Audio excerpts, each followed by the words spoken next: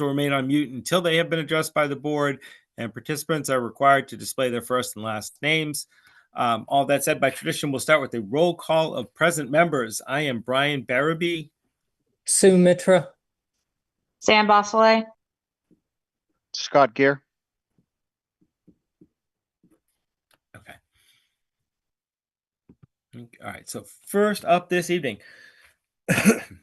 excuse me, the Bolton Conservation Commission will now continue the public hearing under Mass General Law, Chapter 131, Section 40, and the Bolton Bylaw, Chapter 233, to discuss the request for an amendment to an order of conditions for 711/713 Main Street, DEP file number 112-0735. Lauren, is the applicant or rep for the applicant here tonight? Yep, we have Tim Hess with us to represent the project. Hey, Tim. And also, just so you know, Lori Stevenson has joined us as well. Excellent. How are you this evening, Lori? We're doing good, thanks. That's excellent. Haven't missed anything. So when we last left off with 711/713, we had asked for some information, specifically the full square footage now that was going of disturbed area. I think an operations and maintenance plan for the path. We had some questions. I know it sounds like we got an email today with some of those answers, Tim.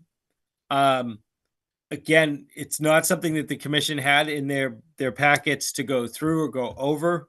We kind of require that 5 days in advance. That said, I also know you submitted everything to DEP. We've reached out. We've had our conservation agent reach out to DEP to see if they had any comments. They said they had received it, but I wasn't sure if they had any comments on it yet or if they had any recommendations. So she's reached out to them. So to an extent, we're waiting to hear back from them. Again, we kind of got this new information too late to consider, but if you want to walk us through it tonight, that just might make our lives easier for next meeting. Would you be willing to do that this evening? Thank you very much, Mr. Chair. Yep, happy to do that. Love to help you guys accomplish all you can tonight. And I understand that you're waiting those DEP comments. Yeah, and also, again, just to point out, like we do, and I know we got into this last time, we do require things 5 days in advance to actually review them. I can't speak for everybody. I work a full-time job. I have a family. I get home, I eat. I'm not going to be reading through everything that's before the meeting at that point in time, right before I jump on. All right. It's a common courtesy. Give it to us 5 days in advance so that we're prepared for the meeting. We can get through this because we have other hearings tonight and we can get on with our lives. All right. That's why we ask for it, not just by statute, but also for courtesy. And this is the second hearing in a row we're about to say, you really got to get it to us 5 days in advance, not an hour before the meeting. All right. I just want to bring that up. But again, let's use our time constructively if you want to walk us through what was submitted.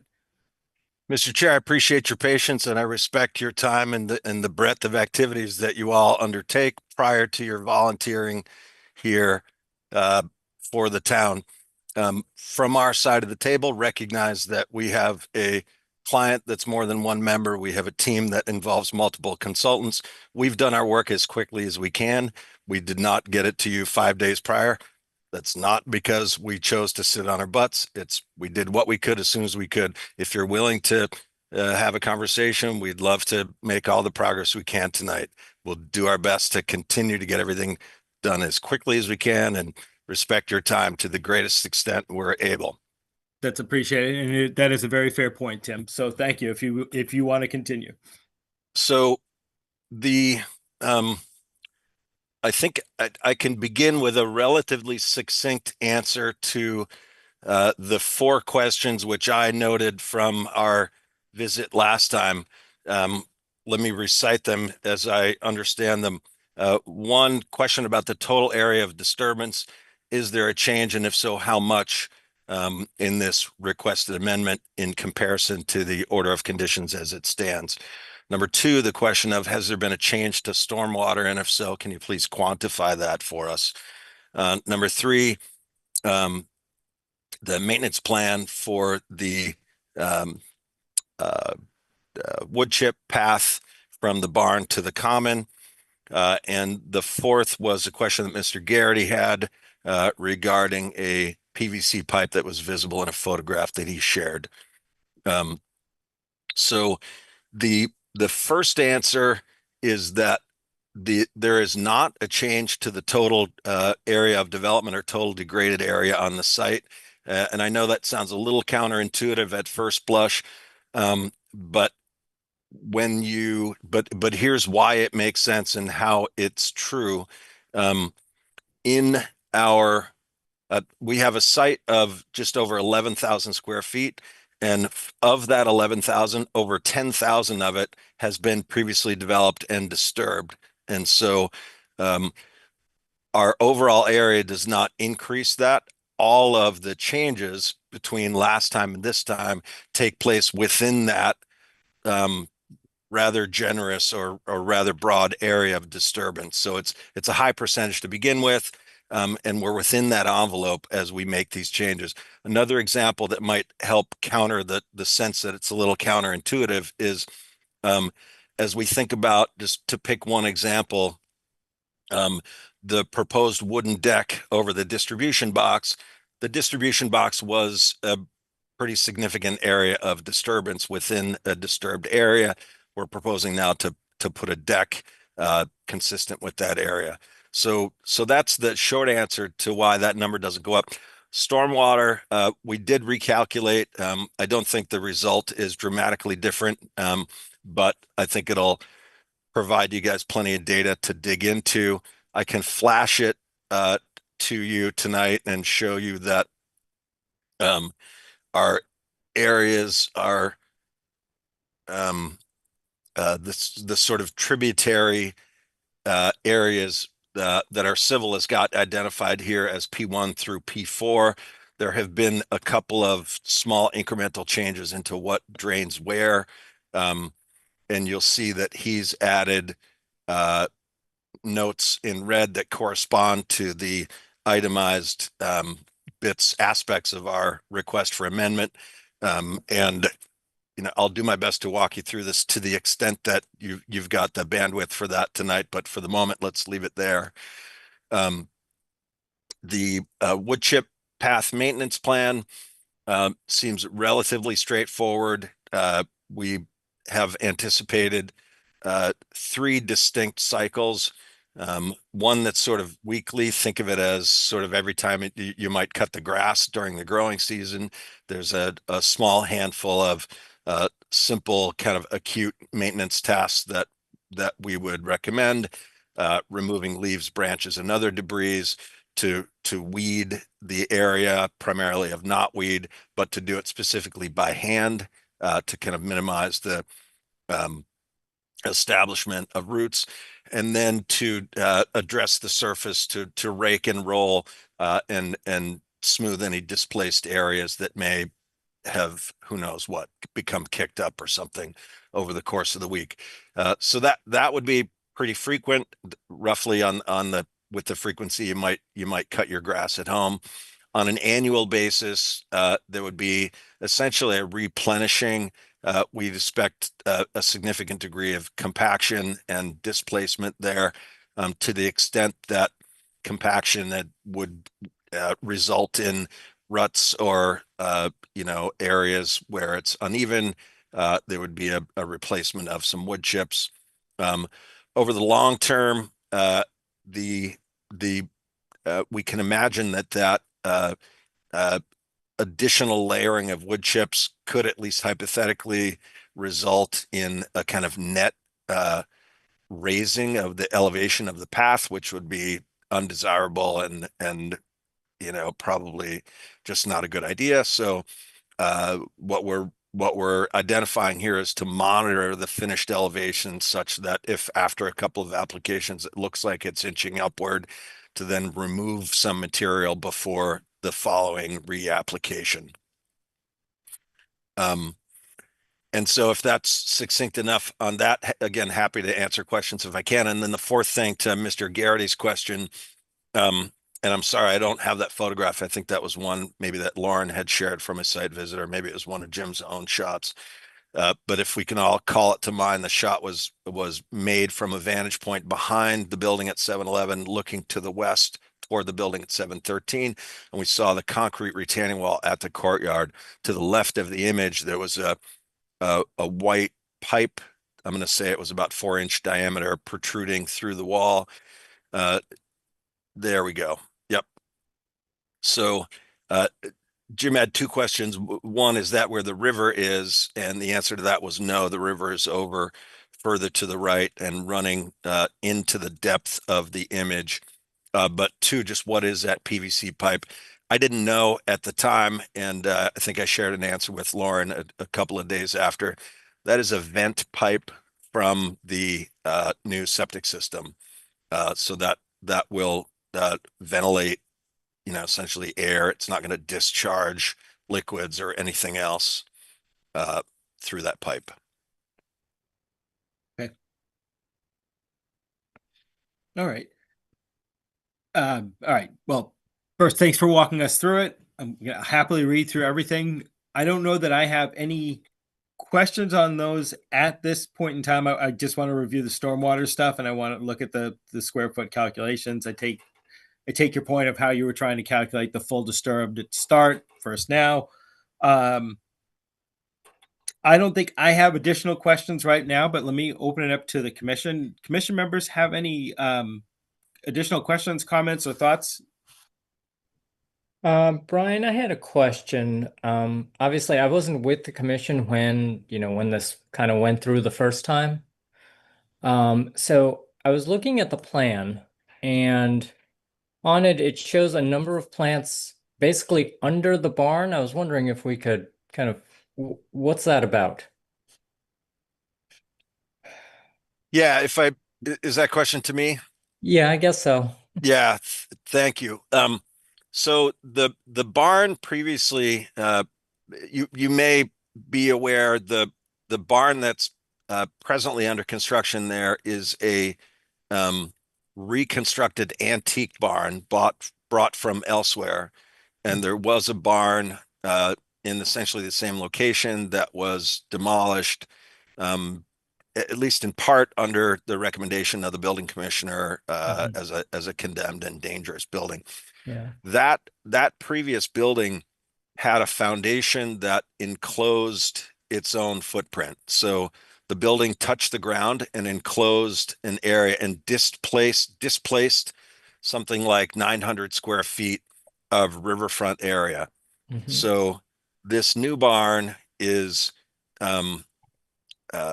just a little bit, its finished first floor is just a little bit higher in elevation than the other one was, which gave us the opportunity to, if by removing the walls that enclose the basement or undercroft, we were able to open up access for some wildlife corridor, wildlife habitat area.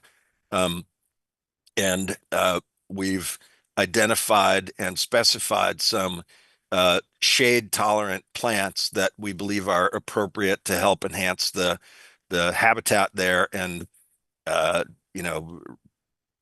make that 900 square feet a kind of better resident of the riverfront area. What's the elevation off the ground? Like how far off? How much space are we talking? The clear space underneath, and I'm just going to approximate this, although the photograph that we shared just a little bit ago might help. It's something on the order of 5 feet. Okay. All right. So you can, if you duck, you can kind of walk underneath that. Okay. All right. Cool. Thank you. Yep, you're welcome. Other thoughts, comments, questions? Seeing none. Any members of the public here tonight to comment on this particular hearing? And again, not seeing any. All right. So Tim, we'll review everything for next time. Should be ready to go. I don't think anybody had any additional questions right now on the basically what you've submitted tonight. I'll look through the operations and maintenance plan, but that sounds like you hit all the high points for the regular maintenance of that path. In general, I think that path is a better second way out than what was originally proposed. So, because I know we also had down tonight to talk about the rest. The restoration plan. Do you have time The to talk enforcement about order. that now? I do if you do, yes. Yeah, I was gonna say we have it for a little bit later on our schedule, but I think we like our next hearing is getting continued. Anyways, but first off, as far as the hearing for the amended order of conditions, we're going to continue that to our next public hearing. So I'm going to make a motion that we continue the public hearing for the request for an amendment to an order of conditions for 711/713 Main Street, DEP file number 112-0735 until our next public meeting, Tuesday, November 18th at 7:00 p.m. Do I hear a second for continuing? Second. This is, Oh, Sue has it. okay. All those in favor, starting with Sue, Aye. Sam, Aye. Scott, Aye. Lori, Aye. and Laura, and I'm an aye as well. Okay, thank you. All right. Lauren, can you pull up or want to share your screen with the restoration plan? Sure. And for commission members, this is it's kind of near the bottom of our agenda tonight. Under possible discussions, it's a continued discussion and vote to approve the restoration plan for the enforcement order for 715 Main Street. Let's see if Can everyone see that? yes. Well, I can now. Yes. Okay. All right. All right. So, Lauren, can you zoom in a little bit on the remediation Zoom in. outline? Sure. Say, Tim, I don't know if commission members have had a chance to read through this, but I don't know if you kind of want to walk us through what the removal and remediation plan was. Happy to do that. Yeah, I'm just Please. going to read through the itemized numbers here. Yep. And I'll point out that this was developed in consultation with David Crossman, the wetlands biologist that's been our consultant on the project. So step one, the vegetative debris on the north side of Great Brook stream channel will be removed by hand and all material properly disposed. That is that debris being the result of the violation in July or August, whenever that happened. The stream channel will be reshaped to at least 4 inches in depth to keep the water flowing in the channel. Now that note seemed to make a little more sense toward the end of the summer. That channel was dry for some period. I was there, I don't know, when was it? Within the last week, and it was flowing. So I'm not sure whether there's any reshaping that's sensible there, and reshaping sounds a little more dramatic than I know he had in mind. It just, his sense was that there was not free flow, and it might help to encourage that a little bit. Item number 3, all soil from the stream channel to the exist between the channel and the lawn would be removed to a depth of 6 inches, and that open area would be sprayed with an approved herbicide by a licensed professional. In the exposed hole would be refilled with a screened loam or a combination of mulch and loam. Then step 4, the cleared area would be planted with mitigation plants, a native grass and wildflower conservation mix. Step 5, the area would be required to be mown twice a month for several years to keep the knotweed down. If the commission prefers not to see that area mown, the knotweed sprouts would be removed by hand and herbicide applied to each sprout by hand by a licensed professional. Okay. Think that covered it really well. When it comes to the stream channel, and again, I'm going to open this up to other commission members to discuss.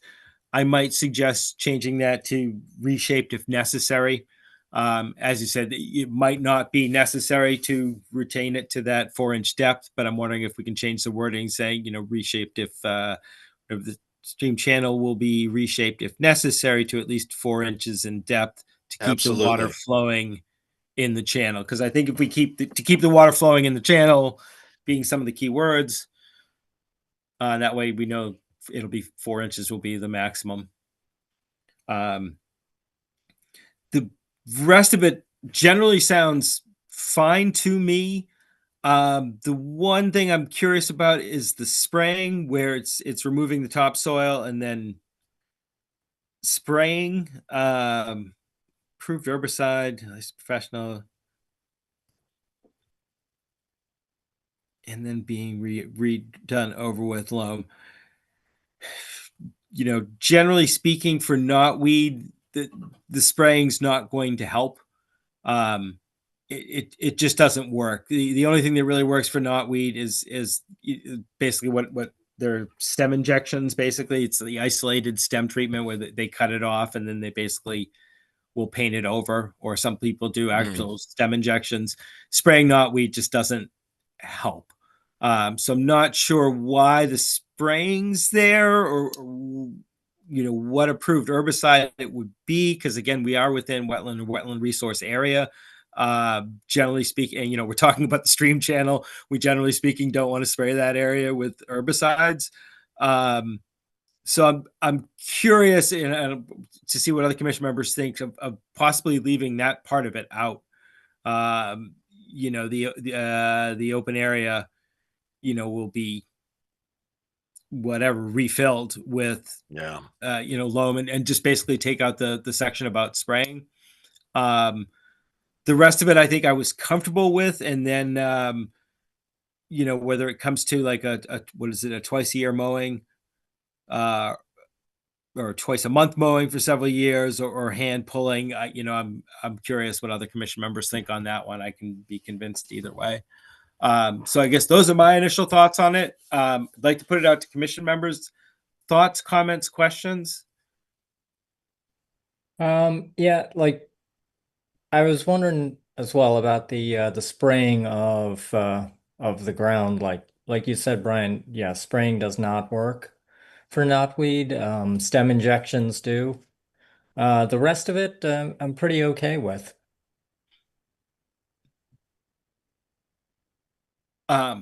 Other comments, questions, thoughts? If the intention is to get rid of the knotweed, I think requiring the party to mow it twice a month for several years isn't going to do anything until they stop mowing. I think the plan to remove and then in conjunction with herbicide seems to be one of the usual kind of a recommended treatment for knotweed. I mean, I'm not the expert, so I'd be interested to see what the plan would be for how the herbicide intends to be applied, but I don't think that it's just dropping it onto the ground. I think if it's part of a plan, that's the only way you're going to get rid of it. Mowing it's not going to do anything long term. Yeah, it's a difficult. Some places have found with knotweed that it's a constant mowing. Eventually, it gives up basically and moves on with the rhizome, where it's just they just kept cutting it back and cutting it back and cutting it back for years, and eventually it basically gives up and dies off. And I think the hope with that too is if you're regularly mowing it, that a grass or whatever, something else is also taking hold at the same time. I think that's generally why sometimes they will say the mowing's okay, but the mowing has to be done regularly again for several years. So I'm guessing that's why they wrote it that way here. The hand pulling is probably just as, if not more effective.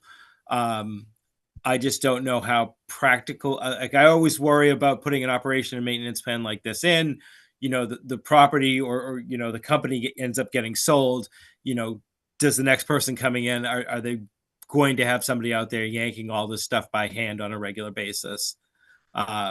It gets very difficult for us to oversee stuff like that. That's, I guess, would be one of the concerns. But again, I could be convinced either way.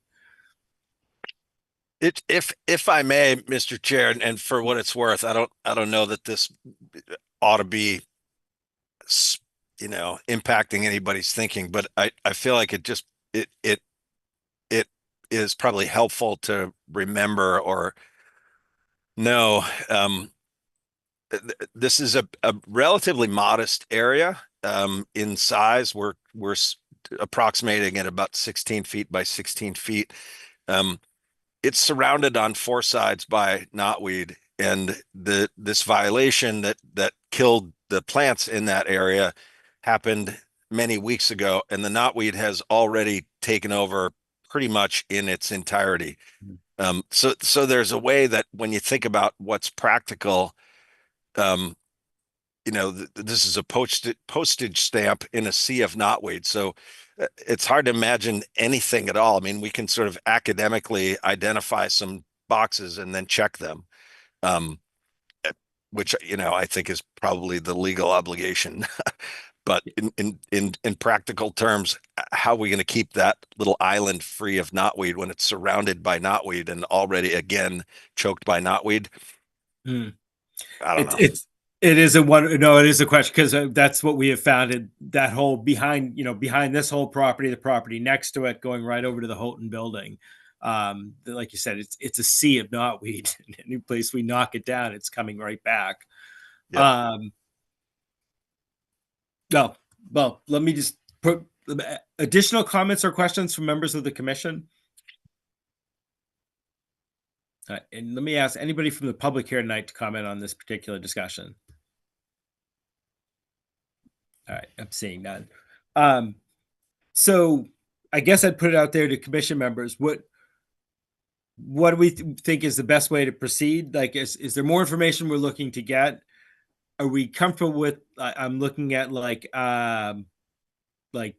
for their removal remediation outline. Like number one, I think we're all relatively comfortable with.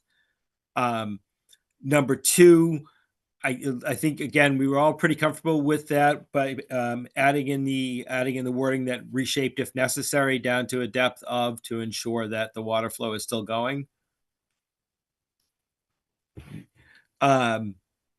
Three we can come back to. For the the cleared area being planted with mitigation plants, native grass, wildflower, conservation mix, I think we're all fine with that one as well. And then 5 is another one that we had questions on, depending. When it comes to 3, do people think go with the professional spraying? I mean, that's just what I'm curious what we're spraying in there for knotweed, how it works, what it works. Is it more detrimental than helpful? Licensed professional sprayers are just that. They're licensed professional sprayers. They will spray. They don't always have the wetlands' best interests at heart. They do it the correct way, but where it gets downstream and what it leaches into right there, I don't think they're always thinking about. I guess, that's my concern with that one. I don't know how others feel, or even other suggestions for wording. Yeah, I'm not comfortable with the just spraying without knowing what we're spraying and what we're spraying it on. Because if the knotweed's removed at that point, what are we spraying? Are we spraying bare ground? And is that really doing anything? So, Right, does it hurt anything that else that might be growing there? But again, the knotweed's basically choked out everything. Also, the Yeah. time of year will influence whether, a lot of times spraying this time of year, well, actually back in October when plants are pulling energy down into their roots, anything that's a harder to kill plant, you spray it that time of year, you're pulling the poisons now going down into the roots. So I don't, not knowing anything about killing knotweed, but I don't know if that's a better suggestion. Finding out, the life cycle is, and spraying it this time of year. Well, like a month ago, obviously, that might help. Okay. Yeah, and again, what the herbicide is and how long it stays in the soil. It would be my question.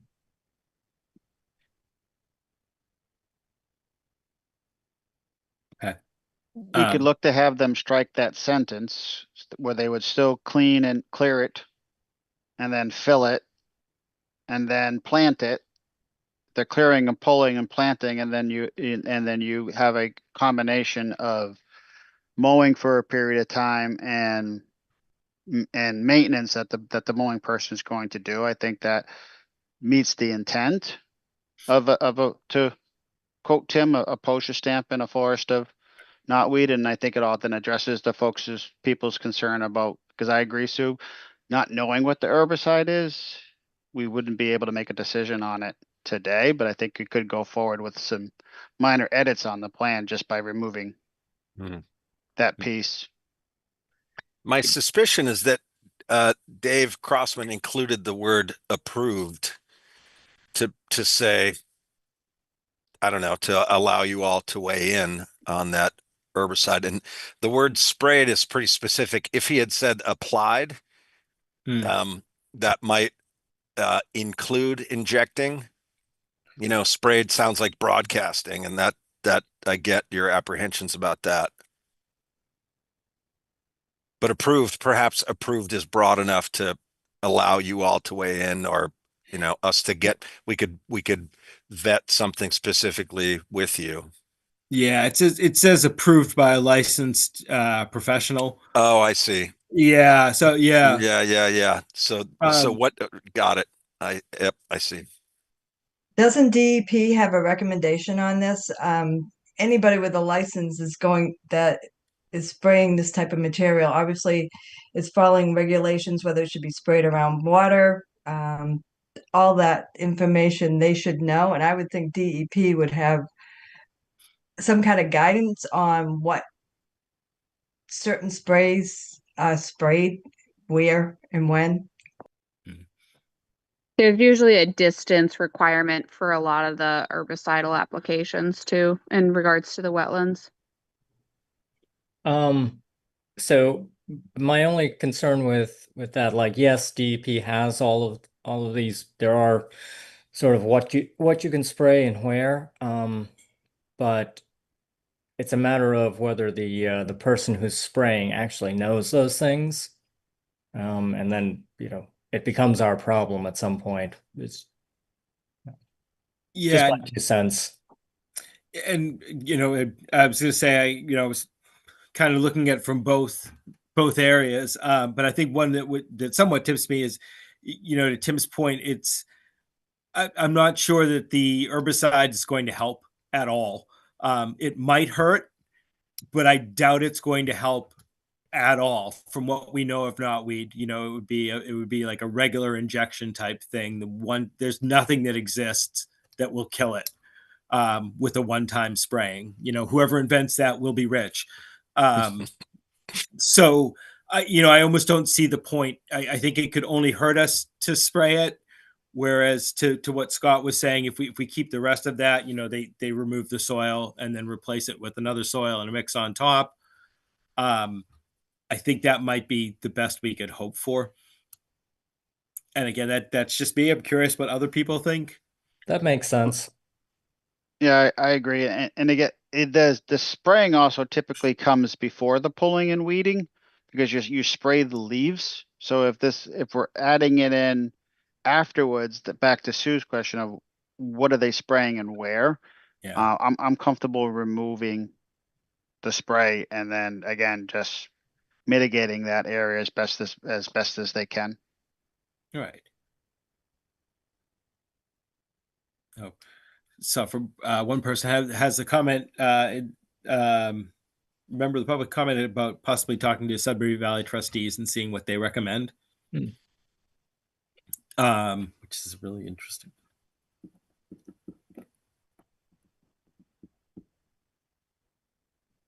And I'm curious, Gordon, I would be interested to reach out to them. But I'm not, again, like, I'm not sure even whatever they recommend, the area where they're spraying it is completely surrounded. and there is nothing that works with a one-time application that anybody's found. All right, so all of that said, if we were comfortable kind of writing number 3, where it doesn't mandate that an herbicide needs to be used, we could possibly put something in saying if they want to use an herbicide, they can come back, something along those lines. But I thought we were all relatively comfortable with number 4. And then number 5, where it's either the regular mowing, and if not, it would be hand pull and herbicide application, direct stem injection, basically, each one by hand. Believe it or not, I'm almost tempted to give them, to leave both options open to them, to leave it up to the applicant, to him, the applicant themselves, to say, whichever, if you guys want to go in and pull these by hand and do stem injections, that's great. I understand just going in for regular mowing, it's probably going to be a lot easier. And again, it is effective over time. And it might actually clear out some of the knotweed getting to that patch. I'd be comfortable to leaving him both options open. But if members feel strong one way or the other, like I'm happy going one way or the other. But I'd just love to get everybody's thoughts. Yeah, both options seem fine to me. Agreed. Whatever works. Okay. So. And Brian, I just want to jump in. I just want to point out that the vote will also need to be approved by the select board because it is on town property. So I don't know if you are able to include that in a way within the vote. So would it, in theory, would it be a vote to recommend? I would say a vote We could do a vote to to approve and then and to recommend to the the select board. board. Yeah. Okay. All right. Thank you for clarifying that. I will try to say that all correctly. So I'm trying to think. In theory, I could, make a motion that we have a roll call vote to approve and recommend the mitigation plan as proposed with the following changes. Knotweed removal remediation outline number 2 should be changed to this, number 3, right? Does that make sense to do it that way? Okay. In that case, any additional comments and or questions from members of the public or commission members? All right. In that case, I am going to call for a roll call vote to both approve and recommend the restoration plan, to both approve the restoration plan, for 715 Main Street, and recommend that the town select board approve the restoration plan for 715 Main Street as drafted and presented at this evening's meeting, with the following changes. Under the knotweed removal and remediation outline, bullet point number 2, or item number 2, the storm channel will be reshaped to at least 4 inches in depth to keep the water flowing in the channel. Should be changed to the stream channel. The stream channel will be reshaped if necessary to at least 4 inches in depth to keep the water flowing in the channel. Remediation outline, issue number 3, all soil from the stream channel to the existing lawn will be removed to a depth of 6 inches. The exposed hole will be refilled with screened loam or a combination of mulch and loam. And also point number 5 on the knotweed removal and remediation outline, the area will be required to either be mown twice a month for several years to keep the knotweed down, or the knotweed sprouts will be removed by hand and herbicide applied to each sprout by hand by a licensed professional. All those in favor of approving said restoration plan, approving and recommending said restoration plan, please say aye. Starting with Sue. Aye. Sam, Aye. Scott, Aye. Lori, Aye. and Lauren, I'm an aye as well. Okay, thank you. All right, thank you.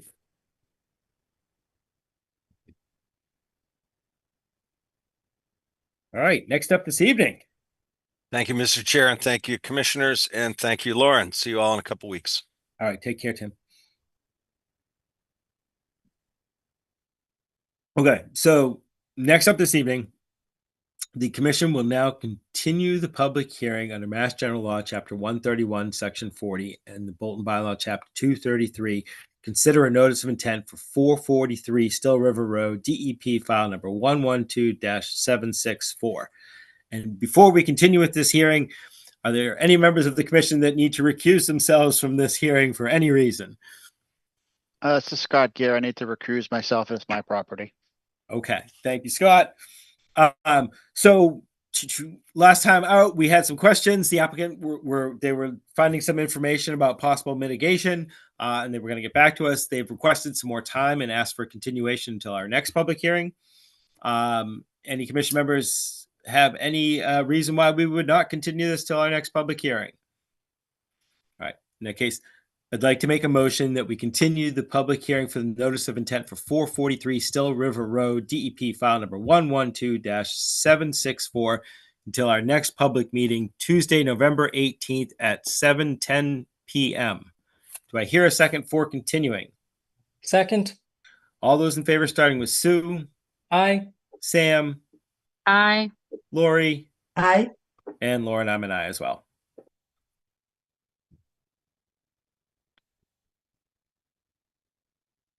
All right. Now let's do this again, but slightly differently.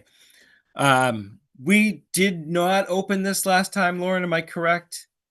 Okay, so the Bolton Conservation Commission will now open a public hearing under Mass General Law, Chapter 131, Section 40, and the Bolton Bylaw, Chapter 233, to discuss the request for determination of applicability for 642 Main Street. Before we begin this hearing, are there any members of the commission that need to recuse themselves for any reason from this particular hearing? I'm Sue Mitra. I will recuse myself because it's my property. Excellent. Sue, or Lauren, could you pull up the plans? Sure.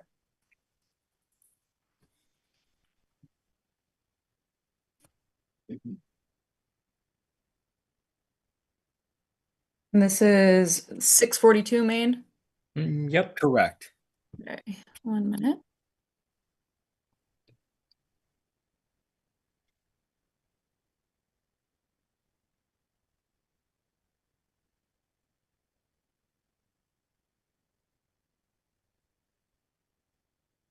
And I believe, Sue, even though you are have recused yourself as a commission member, as the applicant, you are still able to walk us through the project.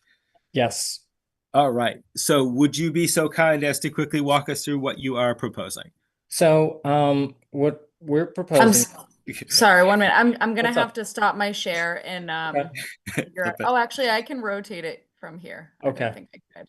Okay. Oh, hey, look at that. Oh, There we that's go. good. Yep. Okay. So we've got, on our property, we've got a back room that we've recently been renovating, because my in-laws are moving in with us. So we've been renovating this back room to make it basically an in-law suite for them. And part of that is that we added this sliding door to the back to give them a second means of egress from the room.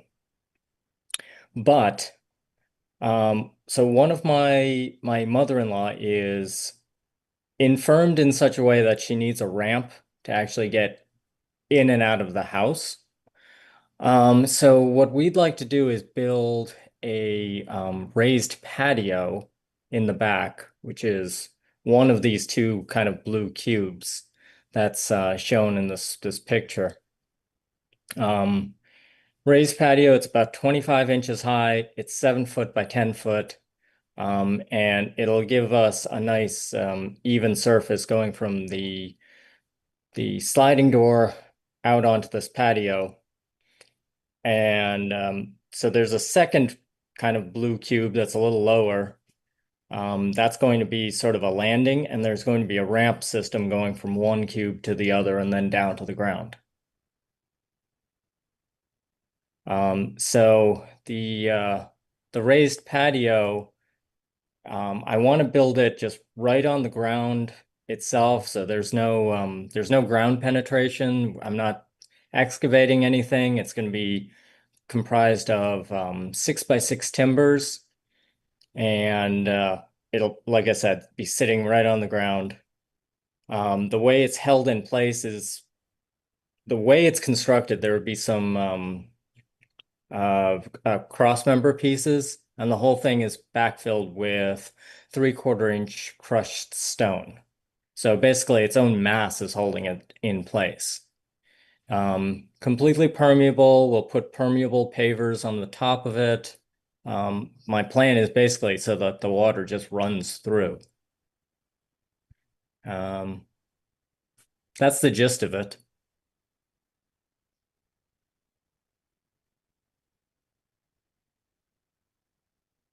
Brian, you're on mute. Thank you. Okay, that's a useful picture as well. Because the big question I had was what percentage of it was permeable. It sounded like it was all going to be a fully permeable That's my intention. patio / ramps. Okay. Yeah. Well, I was going to say, I'm fully aware of where your house is. I know we have some new commission members, so this is right on Main Street. We're the purple house. Yeah. I don't know if you can see from this from the drawing right here.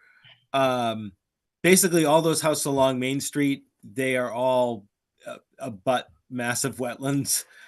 Comes right up, but basically their entire properties are within the resource area, or the majority of these properties are within the resource area. Generally speaking, in the past, we've given some deference to the people along Main Street because these were pre-Wetlands Protection Act houses that were put in. Again, everything is in the aura or buffer zone. And one of the things we generally look at is it going over existing yard? Is it a fully permeable structure? I think this hits both of those. And then I know under the bylaw, I was trying to look at some of the wording, repairing, replacing, adding to, but not substantially changing or enlarging an existing single-family residential structure is something that's generally allowed under our bylaws and the Wetland Protection Act. I don't know that I had many other questions. Again, I can picture a lot. I know what you guys are working with back there, and I can see the scope and the necessity for what you're trying to do. I don't think I have additional questions, but I want to put it out to members of the commission. Initial comments, questions, thoughts? Seems pretty straightforward. I don't have any questions. Right. None. Any members of the public here tonight to comment on this particular hearing? Again, seeing none. All right. Trying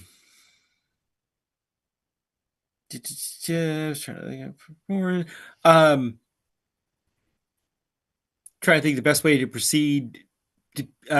Basically, do people think it makes I guess it's the Bolton bylaw, chapter 233 exemption, where 1.03 it says maintaining, repairing, or replacing, adding to, but not substantially changing or enlarging an existing single-family residential structure. kind of felt that it fell under that. Does that make sense to other commission members? Does that? All right. All right. In that case, I'm going to make a motion that we close the public hearing for request for determination of applicability for 642 Main Street. Do I hear a second for closing? This is Second. Scott. I'll second. All those in favor, starting with Sam, Aye. Scott, Aye. Lori, Aye. and Lauren, I'm an aye as well. Thank you. I'd like to make a motion that we issue a -5 determination for the request for determination of applicability for 642 Main Street under the Bolton Bylaw, Chapter 233, Section 1.03 exemptions. Exemption A, maintaining, repairing, or replacing, adding to, but not substantially changing or enlarging an existing single-family residential structure. Do I hear a second for issuing said RDA? Second. All those in favor, starting with Sue. Oh no, I'm sorry. Starting with Sam, Aye. Scott, Aye. Lori, Aye. and Lauren. I'm an aye as well. Thank you. All right, thank you. Thank you. All right. So next up on the agenda, we had a request for a partial COC for 285 Still River Road. Lauren, are they with us tonight? I am not sure. Let me take a look. I don't see anyone here in the waiting room or sorry, in the room with us. Is there anyone here to represent this project? Okay. I'm No, not it sure doesn't they- seem I like don't- it. All right. So they, if you recall, they had requested a full certificate of compliance. We had some questions. There was an area that didn't seem to have regrown yet and was rutting. That we basically said we kind of wanted to see that addressed. But we had also agreed to let them remove a lot of the erosion controls that were still in place. It was at the point that things were stable enough that the erosion controls were no longer helping. So we allowed them to remove the erosion controls, but we weren't sure about issuing a certificate of compliance because, again, we still need to see that area regrow. They've come back and instead have requested a partial COC so that we issue a certificate of compliance. There we go. And can you, where's the picture of the rutting? I know it's there somewhere. There we Oh, go. right there. And this is the side that's closest to the resource area over here Yeah. down this hill. So they've requested that we issue a partial certificate of compliance, which basically we have the ability to say that they've met all of the conditions on their order of conditions, with the exception of the 75% success rate over 2 growing periods. So basically we're saying we're signing off on everything with the exception of they need to show a 75% success rate over 2 growing seasons with the regreened areas. Commission members comfortable with that? Questions, comments, thoughts? Sounds okay to me. Yeah, I don't believe our conservation agent, Rebecca, had any issues with us doing it as a partial. Lauren, am I correct in that? Or I know you were out in the site visits. Do you have any concerns with us doing it as a partial? No, that sounds okay to me. And I think Rebecca was fine with it as well. Okay. Any members of the public here tonight to comment on this particular hearing? All right. In that case, I am going to call for a roll call vote to issue a partial certificate of compliance for 285 Still River Road, DEP file number 112-0758. To issue that certificate of compliance with the exception of the condition of maintaining a 75% success rate over 2 growing seasons for the regreened and naturalized areas. Do I hear a second for issuing said partial COC? Second. All those in favor, starting with Sue, Aye. Sam, Aye. Scott, Aye. Lori, Aye. and Lauren, I'm an I as well. Okay. Thanks. Thank you. All right. Next up, we have a request for a certificate of compliance for 118 South Bolton Road, DEP file number 112-041. This was closeout of work done on the pond in actually 1985. It's since been completed. Pond banks are established, and I believe Rebecca went out on the site visit, Lauren, or was it this? All right. And she had no concerns. Again, this was an old order of conditions from 1985 that they realized had never been closed out. Rebecca went out on a site walk. Everything matched the order as drafted. She had no concerns or no reason not to issue a certificate of compliance. I see no reason not to issue a certificate of compliance, but let me open it up to commission members. Any comments, questions, or thoughts on this particular hearing? Seeing none. Any members of the public here tonight to comment on this particular hearing? Seeing none. All right. In that case, I'm going to call for a roll call vote to issue a certificate of compliance for 118 South Bolton Road, DEP file number 112-041. Do I hear a second for issuing said COC? Second. All those in favor, starting with Sue, Aye. Sam, Aye. Scott, Aye. Lori, Aye. and Lauren, I'm an I as well. Okay, thanks. Thank you.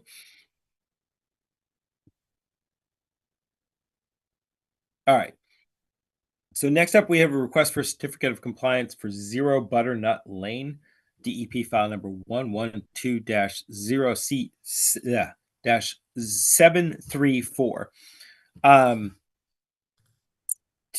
I don't know if the applicant is here tonight, Lauren.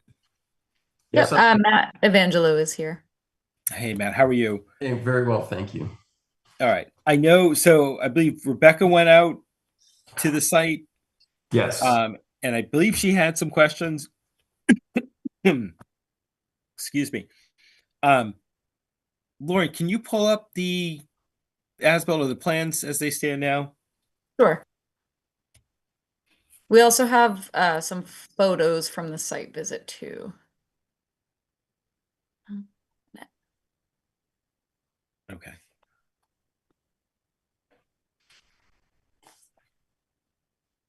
Good evening, everyone. I'm How are you, Matt? going pretty good. Good. You got me on last tonight. I'm sorry. Yeah. Oh no, we still have a few more things. Oh, we you still have a do? few more Oh, things to wow. go. Yeah. I don't sit through these very often, so I wasn't sure how many you get on here. Oh, this isn't bad. We used to go for 3 hours, 4 hours. An hour's not bad at all. Wow, we're gonna have to stop paying you guys. No, no. Then we have to be responsible. Yeah. All right. Excuse me. So I believe Rebecca went out and did a site visit, and she had some questions about like the as-built as it came in, because Mhm. part of the project was requiring an as-built. Yep. There was a garden, if I am correct, that was put in a different location or was put in one of the resource areas. Yeah, it's in front of the stairs going up. I don't know if you can. Did I Yeah, do be it? able to, yeah.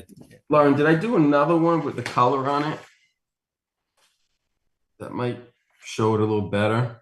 I think maybe I jumped the gun and got excited about putting my garden in.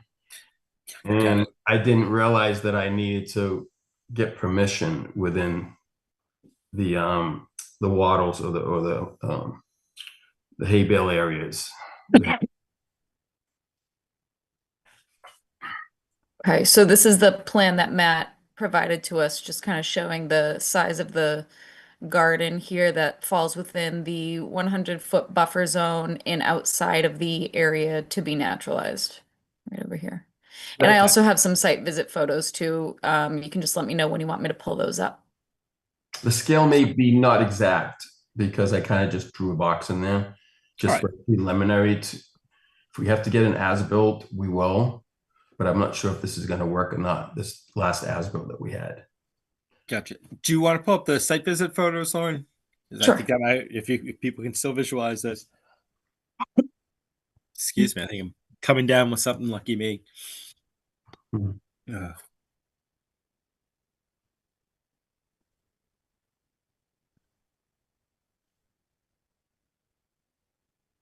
Okay, so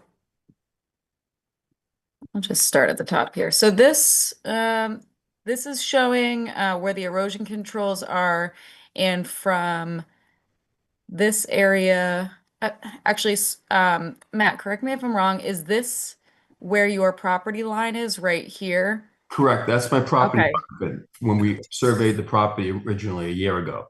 So that's the property marker. Okay. Okay, so that's the property marker. From the erosion controls to this property marker is the area to be naturalized on this side of the house. Correct. And then now we're looking at the other side of the house, the area to be naturalized here. This is the area where his property line ends. The erosion controls, he has the maintained lawn area. And you can see the retaining wall here. So so Matt, I know you had some questions about placing the conservation markers up until the retaining wall instead of having them along the entire erosion control line here. If you want to give Sure. the commission an overview of what you're proposing. I don't think I have a pointer, but from where the hay bale wattles are, just put some markers there, all the way up into the stone wall, and the stone wall is actually behind the wattles, which is about a foot behind, all along that whole wall. So we can to put markers in front of the wall would be kind of silly to put markers in front of that wall, since that's kind of not, I'm willing to give up that wall for all natural right up to the extra foot, and just put some natural grass in there as we need to, because once those wattles come out, we're going to have to fill that with loam, and we're going to have to seed it with naturalization native seed mix and flower seeds that is native to the area.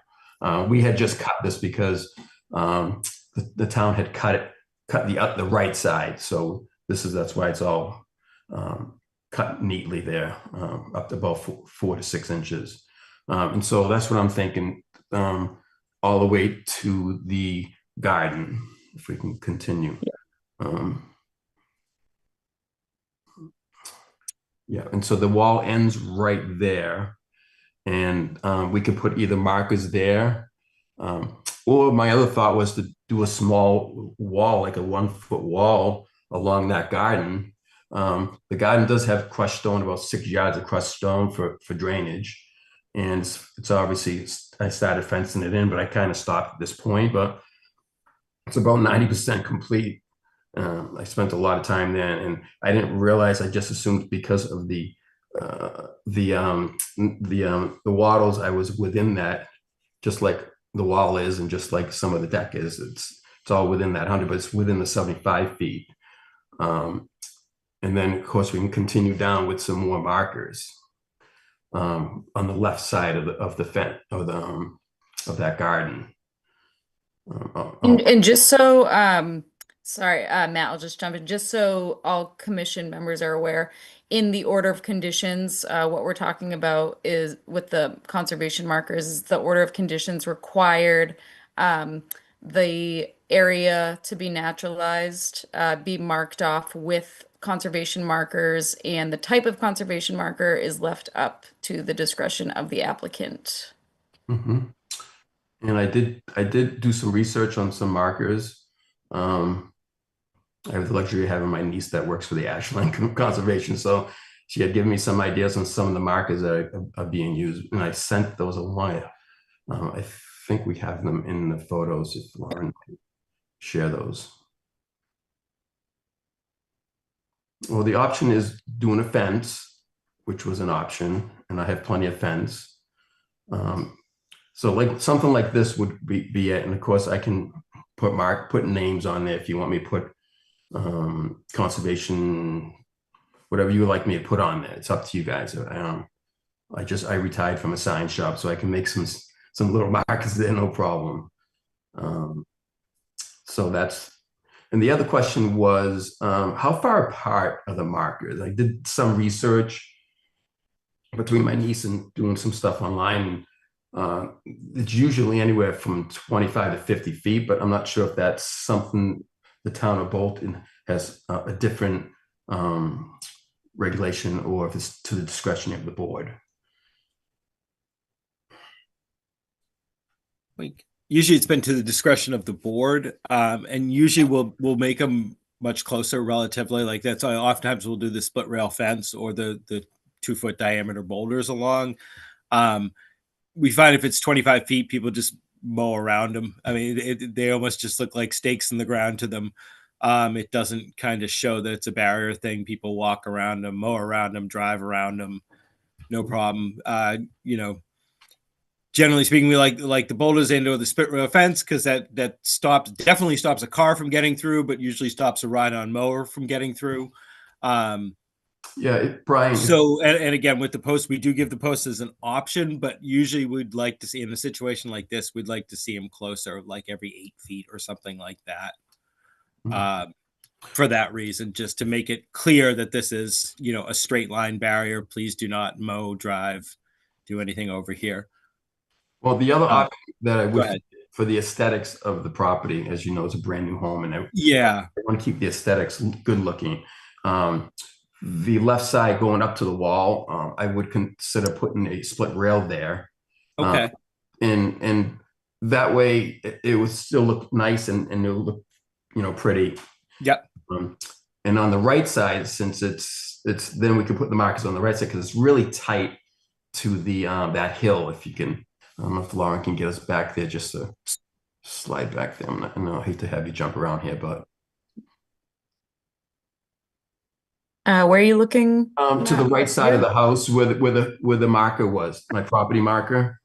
And so there I was consider. Oh yeah, there. Okay, right there. Right here. So there. Okay. So it does slope there, and the Waddles did a great job of keeping everything there. And I would put the markers there every 8 feet since it's on the side of the house, and it would give it more of a all the way to that property line.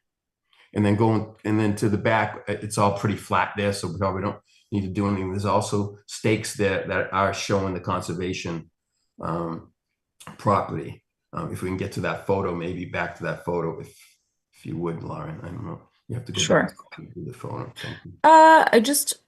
Maybe this is a question for the commission. I think is the property markers would only need to go to this back corner to mark off the area to be naturalized. Is that correct?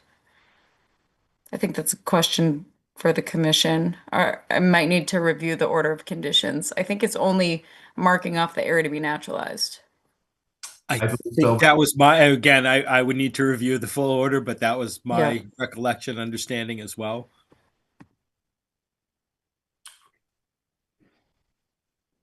Were we asking to look at these photos? Sorry, I'm just. Yeah, go back. Yeah, Okay. Well, I think we've already covered it, but it was the photo where the marker was, where the foot was. Yeah. Okay. Yes. Was, see it? There we go. Yeah, and so that's the marker. And then if you look, you see your marker, where your marker is there, which is actually there's room between my marker and your marker, or the town's marker, our marker, and that naturalization area there. That the town, and I spoke to Rebecca about, they didn't mow from my property that marker to your marker.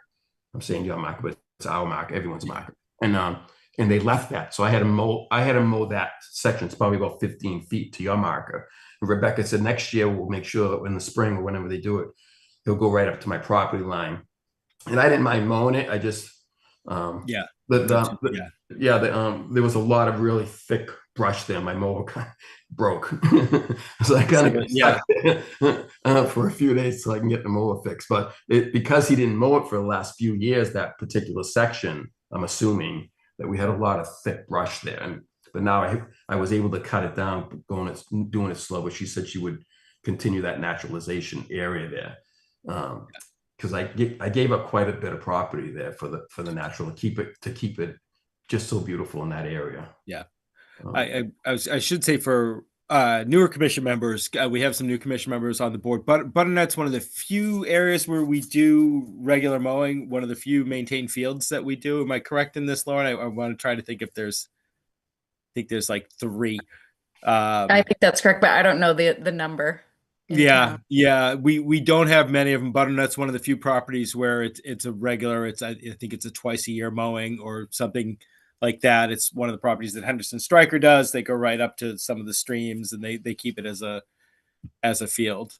But just so people are aware, why? Yeah, it looks so relatively cut for the town conservation land. It's one of the few maintained fields that the town does.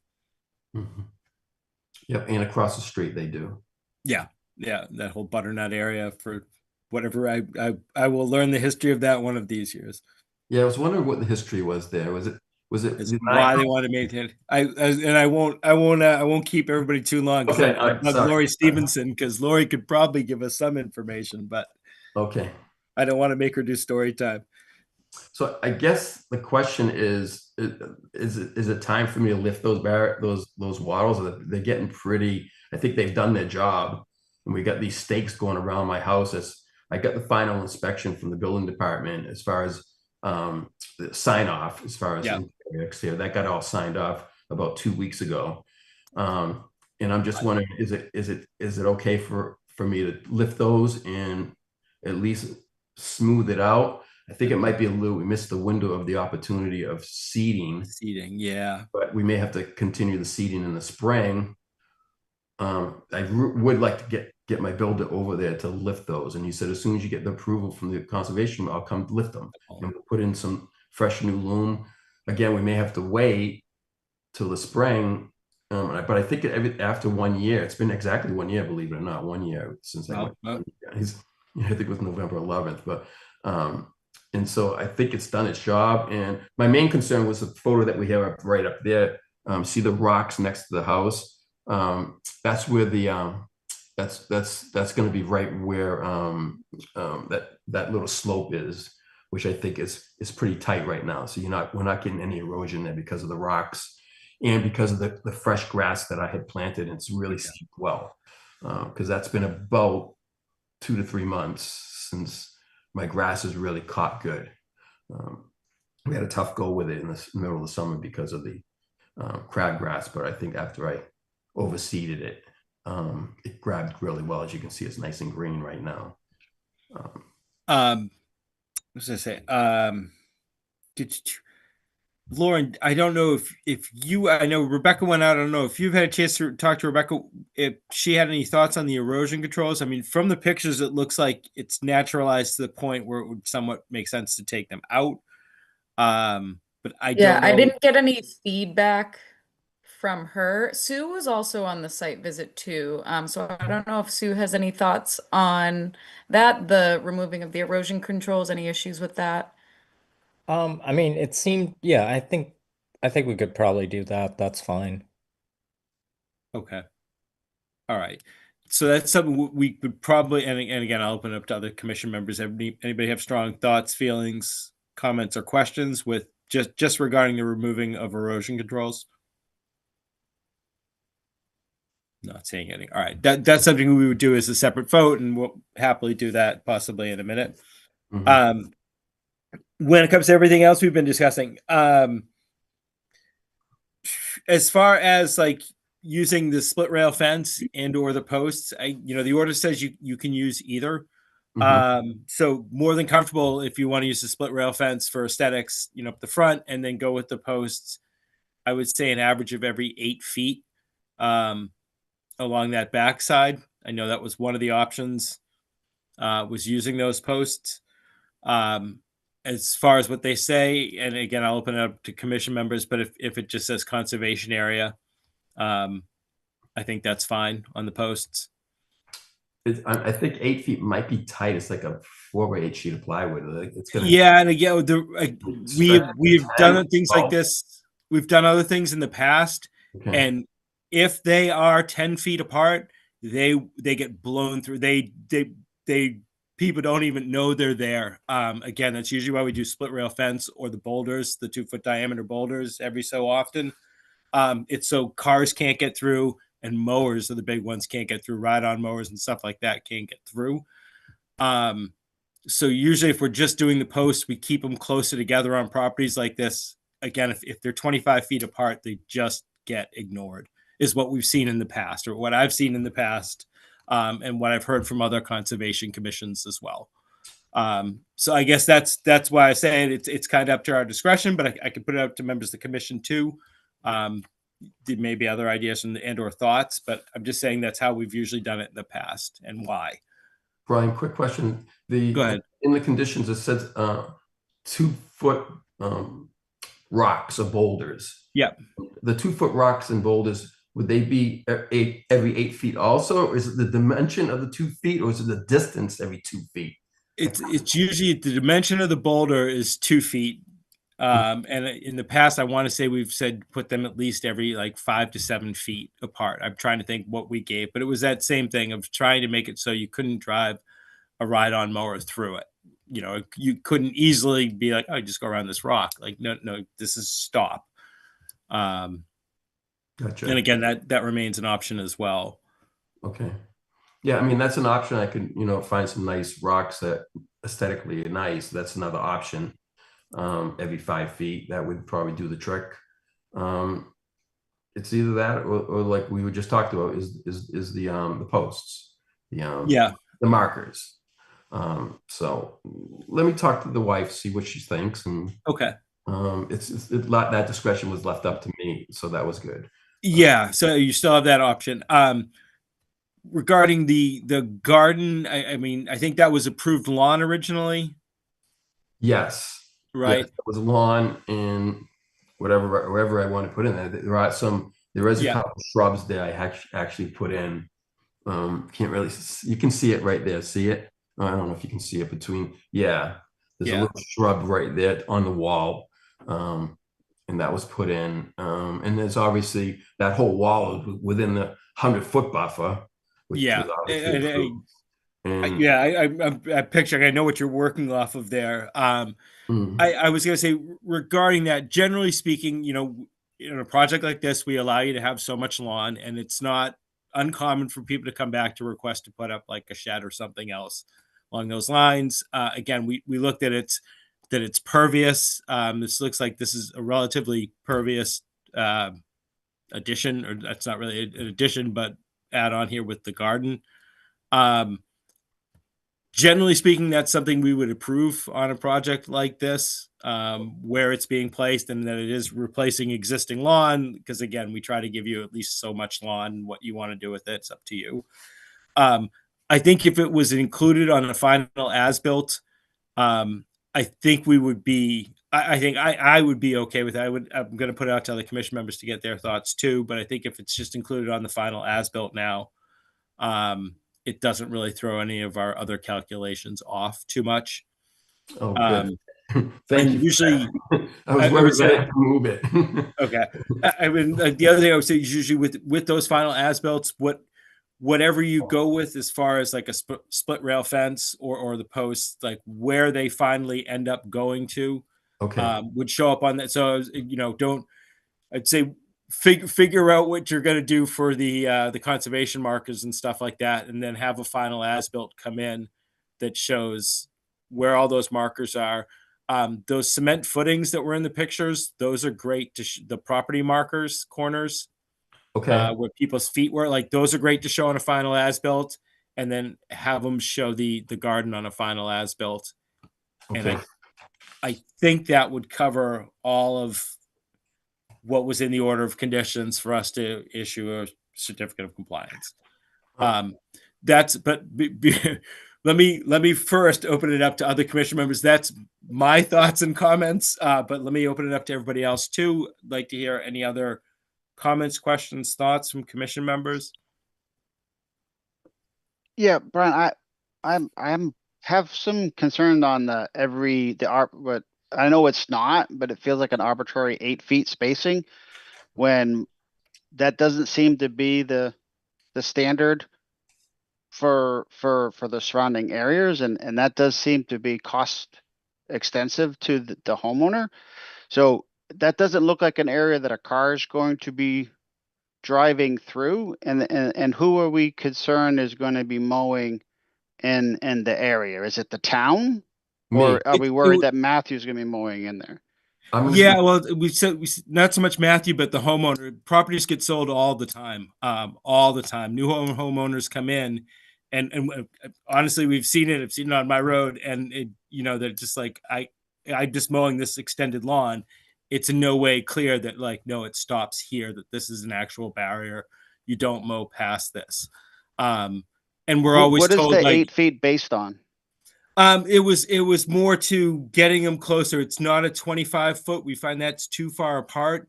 In the past, we've looked at like an 8 to 10. Somebody said 5 to 7. I don't know that was a final one. That was kind of me coming up with. We don't go 25 feet apart. We're closer to 8 feet apart, I think is what I had said at that point in time. I don't know if we have a standard. It is up to the commission to set. So if you have like a smaller or a larger one, we can absolutely propose that and look at that as well. Excuse me. How tall is the markers typically, or is it another discretionary? I don't know. It's a very good question. What the common length was for a conservation marker. I'm guessing if we go back to the pictures of examples, they probably have a standard of how far above the ground it should come. Lauren, can you just go back to that photo of showing the markers? Because I did do a photo of a man standing, and I know it's just a photo, but Yeah. just an option that I wanted to share with you guys that I think like that's the person. It looks like it's up to his maybe 4 feet or 3.5 feet with his elbow. Yeah. So if we set a minimum of 3.5 feet, something like that, a minimum of 3.5 or minimum of 4 feet above ground. And I'd like to keep it natural, like the Stoddard pathway, so that would match the post and rail. I mean, I think black would kind of like be ugly in my opinion. I know it's up to me to decide what color, because I would tend to agree. Yeah, I would leave that decision to you. Okay. But yeah, I mean, every 8 feet would be fine for the markers. I'm fine with that. I mean, like Commissioner Scott just said, that's a really steep hill, and I can't even get my mower on that hill. Like if you look at that hill from that photo, I don't know if you can see it, if we can get back to that photo again, but that hill is so steep. My mower, it's a zero turn, and it would slide all the way down there. So yeah. I can't even mow that area. So I have to get a small mower to get in there. So I'll be a good steward, and I'll know where that conservation area and that area, the naturalization area is. Yeah. So that's really steep. It's steeper than it looks from the photograph. I can't even get my zero turn down there. See how it's still really dark there? I didn't even mow that because I couldn't, like my mower kept sliding.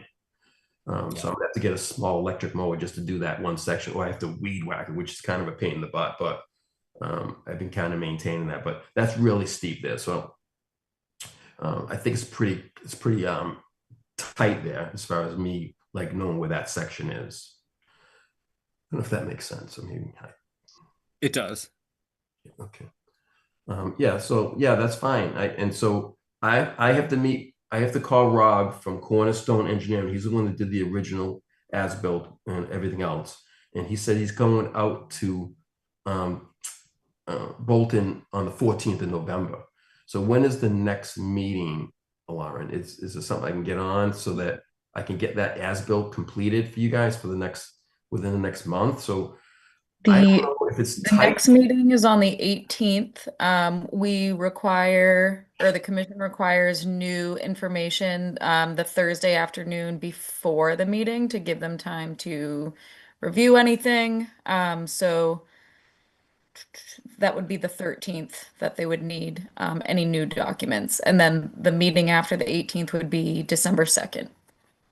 Well, what can you put me on for December 2nd? That'll give us Sure. time to get the markers marked and where the garden is, and show you where the fence is going to be placed, the new fence.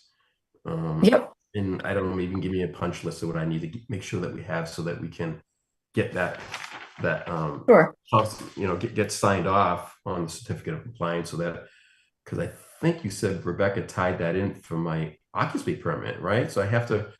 Oh, I spoke with her about that. This should not hold up your occupancy Yeah. permit. We just need to make an internal note in the system, just saying that we're still waiting for your certificate of compliance, but that should not tie up your occupancy permit. Great, because this is like the last thing, so that I have to register it with the deeds. I set it right in the compliance. I'm not sure where it is in there, but it says I have to send it into the registry. I gotta read it. Yeah, that's just for our records, through Okay. conservation, not tied in with your occupancy. Okay, all right, good. That's good news. Okay. Yeah. Yeah. All right. I mean, the building inspector said it was fine to move in, so I'm fine with that. So he gave me the verbal okay. So, but now he's signed off, so I'm good. All right, good. That's good. That's great news. Okay, good. All right. So in that case, what we will do now is we will hold a vote for removing the erosion controls. Okay. All right. All right. So, commission members, I'm going to call for a roll call vote to allow 0 Butternut Lane DEP file number 112-734 to remove the erosion controls that were put in place on the original order of conditions, as the area has sufficiently renaturalized at this point. All those in favor of allowing the applicant to remove the erosion controls at 0 Butternut Lane, DEP file number 112-734, please say aye, starting with Sue, Aye. Sam, Aye. Scott, Aye. Lori, Aye.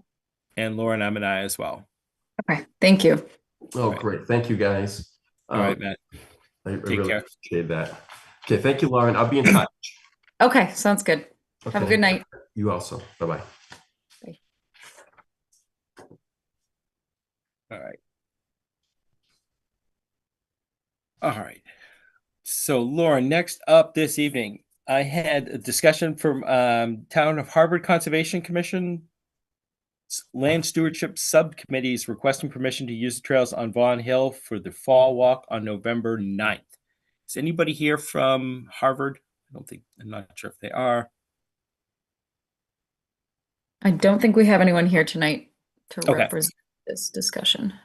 All right, so there is a walk. It is November 9th. It is, what did I say? It was Harvard's Land Stewardship Subcommittee. They're doing the trails connecting Harvard's Hokeland. Is it Hawkland or Hokeland? I think it's Hokeland and Bolton's Vaughan Hills conservation areas, about a 2.5-mile walk. And they are just asking permission to bring this group on our trails, to use our trail system. Just oh, there it is. There's all the information on it if anybody is interested. Excuse me. Between Bolton and Harvard, we have a number of connecting trails. It is great that they ask if they actually have an event to use our trails and make sure it's okay with us. It's never been a problem in the past. They are literally the stewardship subcommittee. So generally speaking, they know how to treat the trails and conservation land appropriately. I have no issues why we would not allow it, but I want to put it out there to conservation members. Any comments, questions, thoughts, concerns? Any No, members? that trail's actually right behind my house. I'm very familiar with it. Well, nice I was going trail. to say you could do it in reverse and go from Vaughan Hills to the Hoke Trails or Hoke. Yep. Hoke? I think it's Hoke. And be warned, on November 9th, you might have some people. You might have a rowdy group of conservationists coming through. All right. Any other concerns or comments, questions? Not saying any. All right. Going to call for a roll call vote to allow the Town of Harvard's Land Stewardship Subcommittee permission to use the trails on Vaughan Hill for their fall walk on November 9th.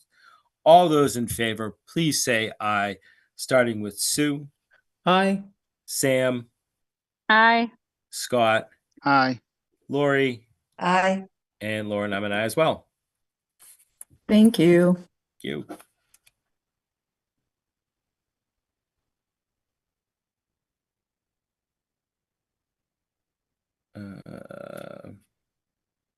Okay, so next up, we had a discussion to allow Scout John Mortimer, assisted by the Bolton Trails Committee, to add some stone steps to the Welch Pond Trail extension to Sawyer Road. Is John with us tonight? It looks like John's on. Hi. John, do you want to walk us through what you are proposing to do? Yeah, so it's not just the stairs. So for I'm gonna connect there's already an existing trailhead and I'm gonna connect that trail to like this point on Sawyer Road because it has to go up a hill. And then it's like it doesn't go through any private property borders, and then where it exit onto Sawyer Road, there's gonna be stone steps that are gonna be added. And yeah, because there's it's like too much of a curve up from the road. You can't, it's like not really safe to walk normally, so I'm gonna need to put in stairs there. Let me see if I can. Sorry. Actually, Lauren, are you able to share your screen, pull up the maps? I know John had sent us some stuff in our packet. John, did you have any documents you wanted to share, or would you like me to share my screen? It's up to you. Could you share your screen? I don't have Sure. any readily available right now. Sure.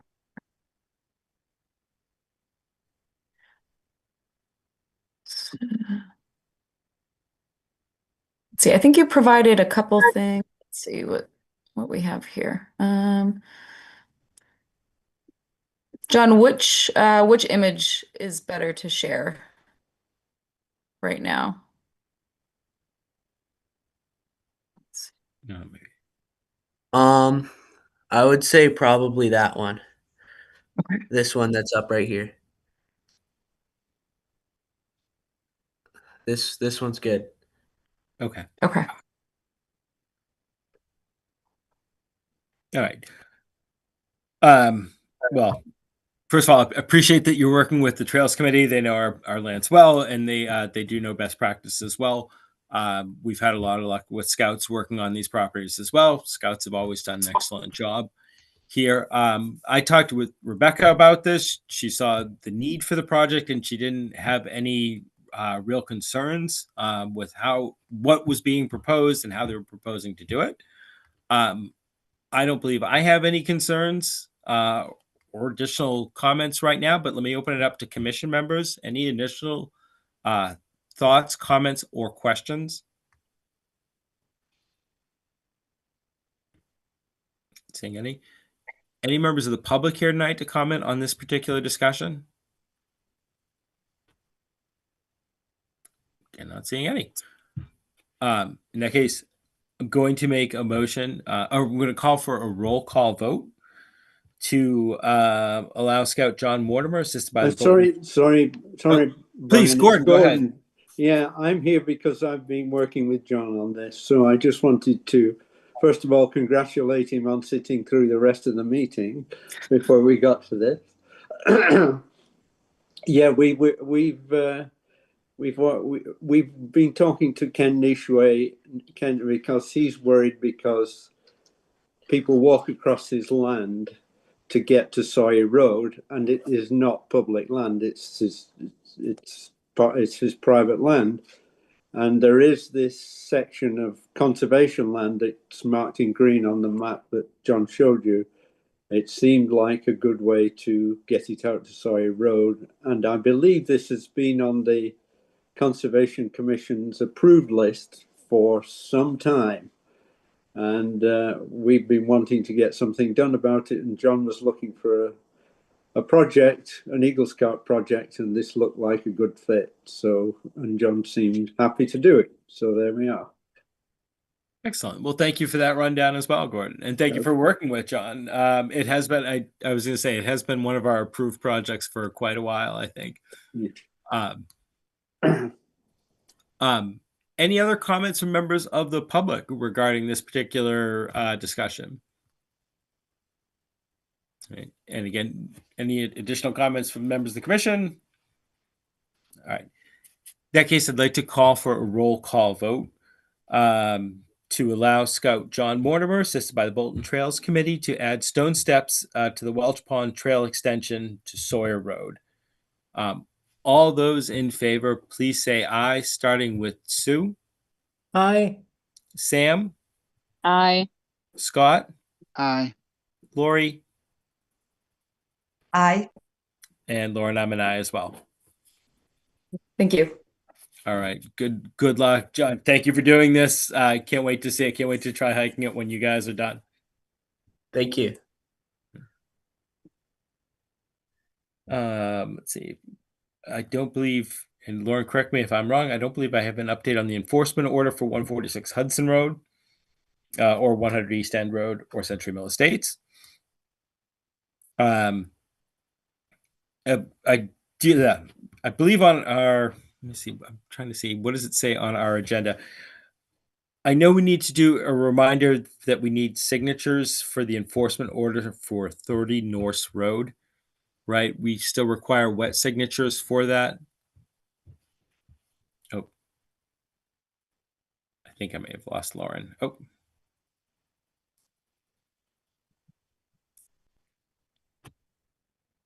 Sorry, Lauren. Are you able to hear me? Oh, Sorry, I think I'm having some issues with my internet. Can you hear me? Yep. I can, yes. Okay, you're a little frozen on my end. Sorry, could you repeat what you said? It's fine. If yeah, a reminder that we need signatures for the enforcement order for 30 Norse Road. That requires wet signatures, basically, from members of the commission. I think in the original agenda, it said we need to ratify it. We did already vote and ratify it, but we do need to actually sign it. So reminder for commission members, that'll be at town hall in the next couple of days. I'm sure Lauren and or Rebecca will let us know as soon as it's ready to be signed. Okay. We already discussed the restoration plan for 715.